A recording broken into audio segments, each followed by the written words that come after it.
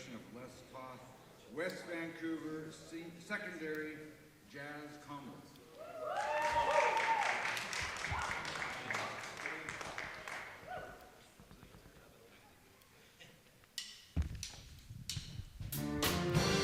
All right, West Vancouver Secondary Jazz Combo. My name is Rich Sumstead, and I get the pleasure of making a few comments for you this afternoon. So I'm going to just listen for a couple minutes to hear kind of what's going on, and then I'll throw some ideas out there for you.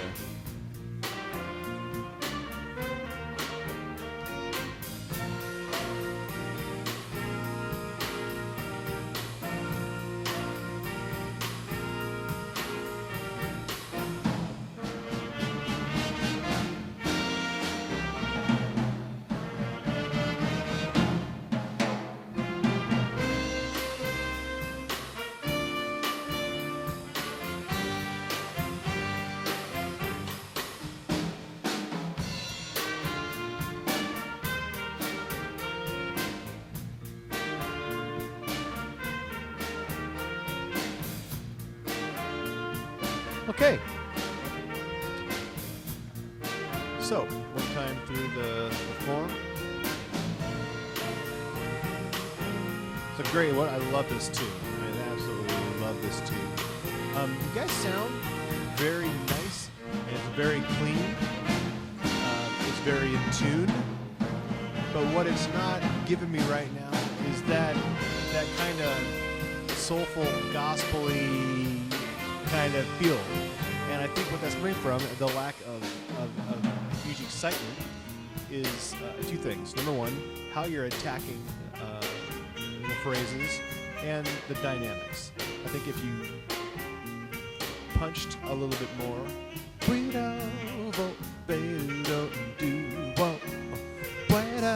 just like a little bit more, just kind of, I guess we just call leaning in or digging in, making it just a little greasier, would do my soul a lot of good, I think.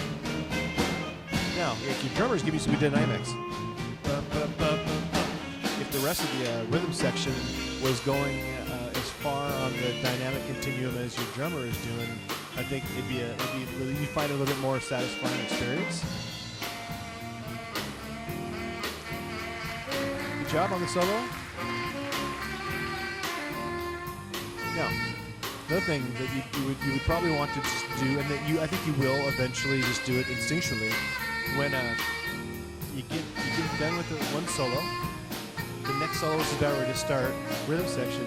Probably a good idea just to sort of back off and listen to what the soloist is going to do, and then take your initial comping dynamic from wherever he's coming in. Now, if he comes in all, going ape, going crazy, man, go for it, dig in.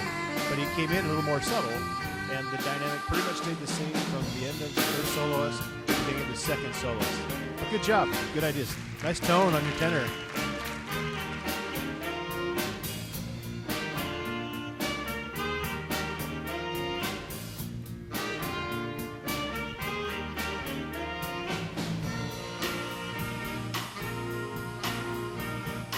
Here's another example of do-da, da-ba, do-da, where what you're kind of doing is just a little too passive, I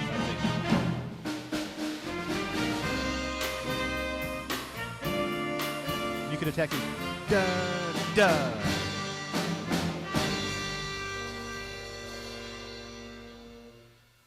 Cool. So, again, a very clean performance, but what this thing should make me do is like, want me to shout hallelujah or something, like, oh yeah, I need to have that kind of thing. So, we all obey, but it just, it was well played. I mean, you guys are blending and you're in tune. Just a little bit more excitement. Give yourself the freedom to let yourself go a little bit and dig in.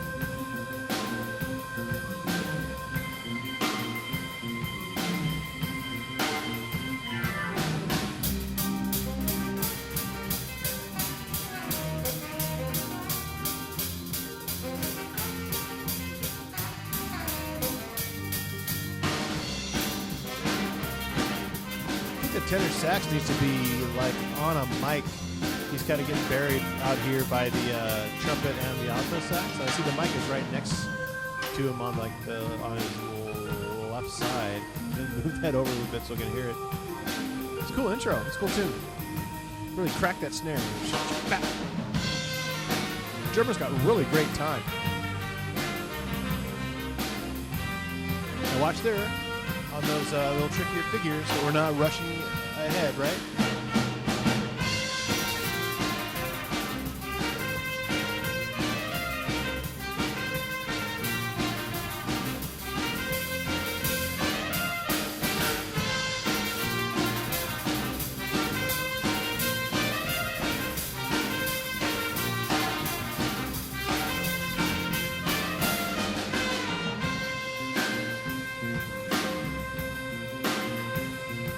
Right here, this little interlude that keeps coming up.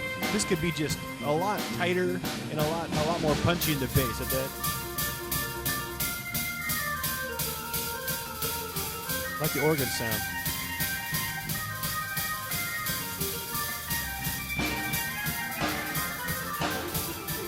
Yeah, it's just the time is. We got some time issues here. It's not. Yeah, it's just getting pushed ahead a little bit.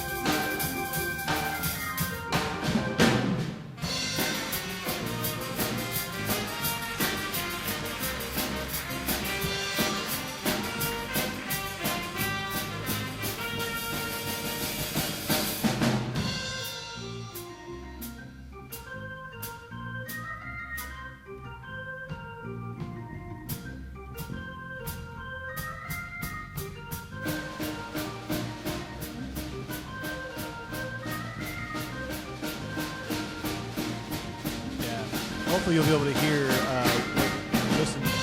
You'll be able to hear it when you're listening to this. How that the kind of just keep pushing ahead, pushing ahead, pushing ahead.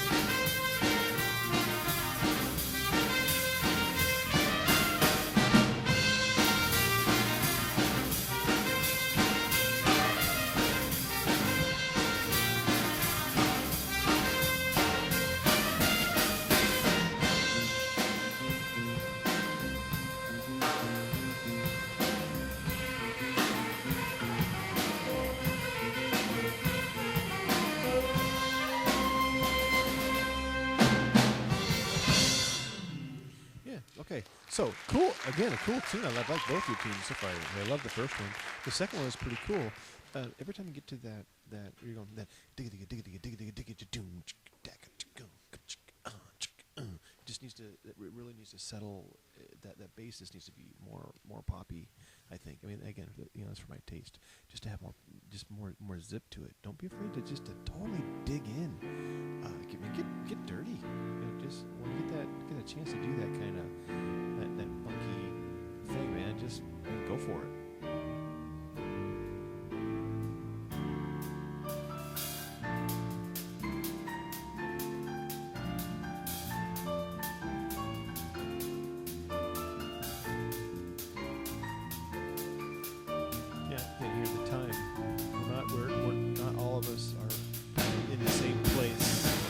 So I'm hoping that when Russ works with you, he's going to get you to feel where the subdivisions are in the layers. So on the one layer you've got doom, doom, doom, doom.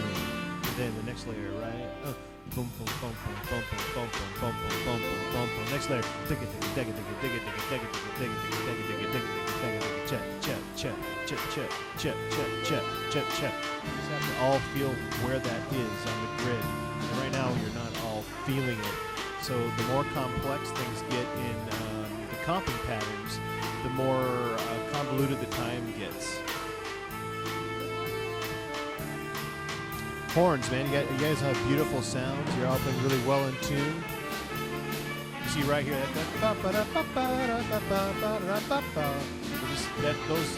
all those figures need to be reworked because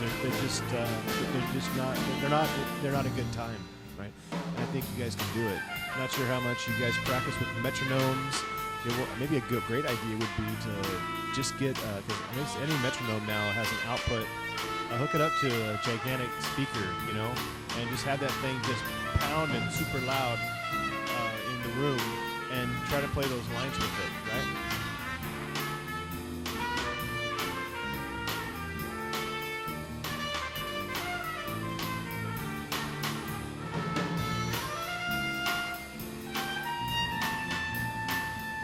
Nice job on that trumpet. Nice trumpet sound. You staying within the changes? Sounds good. I was wondering when he was going to get a chance to do his thing.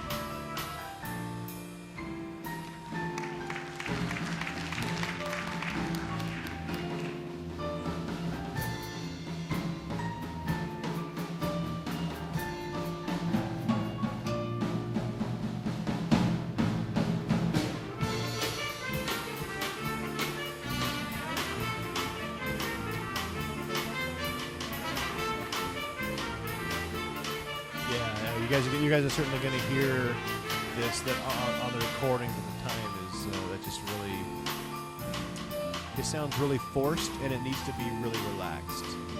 I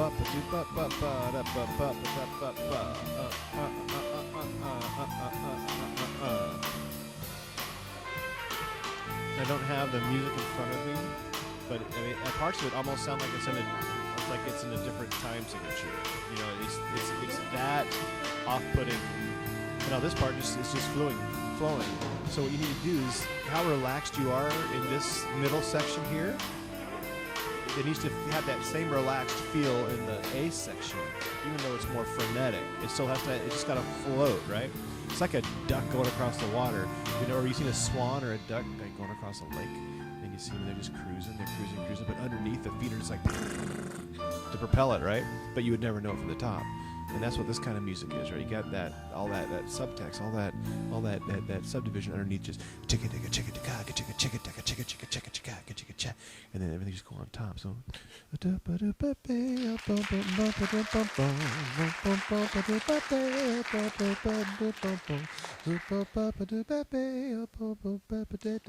should just have that real light flow to it, right? So work on that. Again, get a metronome and get a metronome that's like